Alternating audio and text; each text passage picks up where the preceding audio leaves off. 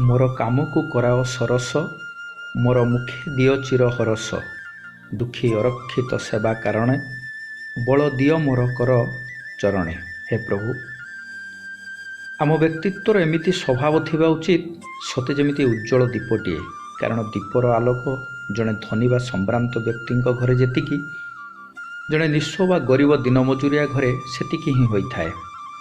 सबु परिस्थिति रे भल ही देखिबा आम मस्तिष्क को से भली प्रस्तुत करने आवश्यक।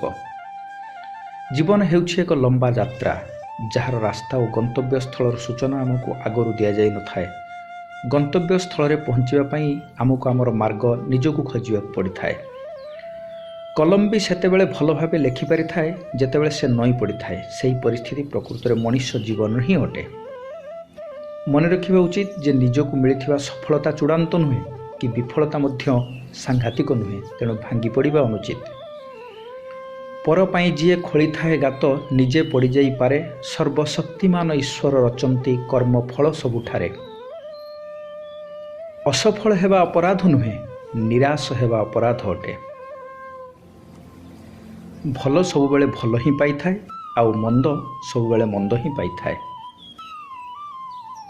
खुशी रे रहिबाकु हेले श्रृंखला आवश्यक। कारण खुशी और अशृंखला केवे पाखापाखि रही पारंती नाही। जगत रे अंधकार अस्तित्व थिबारु आलोकर मूल्य सीना रहिछि। विपत्ति समय रे शांतिर परीक्षा होइथाए। निज पाप को सहजरे स्वीकार करुनथिबा व्यक्ति घातक होइथांती एवं तांको सह संपर्क रखुथिबा व्यक्ति महापापी। अन्य को आकर्षित करिवार सबुठ बड़ चुंबकीय शक्ति हेउछि निजर आचरण। समस्या अनेक, मात्र समाधान करुथिबा लोकंक संख्या खूब कम। तेणु समस्या को निजे समाधान करिवार माध्यम हेबा आवश्यक।